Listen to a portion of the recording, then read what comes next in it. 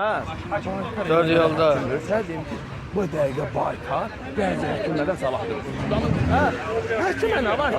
Həkim gəlirsən, girsən qəbrinə, 30 durur, səni danışdırır, diaqnozu qoyur, müalicə eləyir.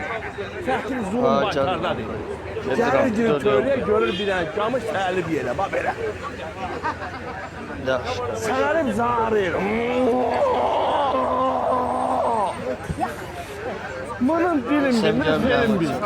Bunun nətər müazilədir. O camışın bir dənə zığmandan onun diaqnozunu qoyur, müalicə eləyir. Asaddır, elədir. Yaxşı da, yaxşı. Bu həkim gəlsin, baxsın. Görüm dərdimə çarə tapırmı, tapmırmı? Tapmasa, gedərik sən baytarımın yanına. Uzanaram mən də eləyərəm, sağaldar mən. Narahat olma, narahat olma. Məni qabanda 70...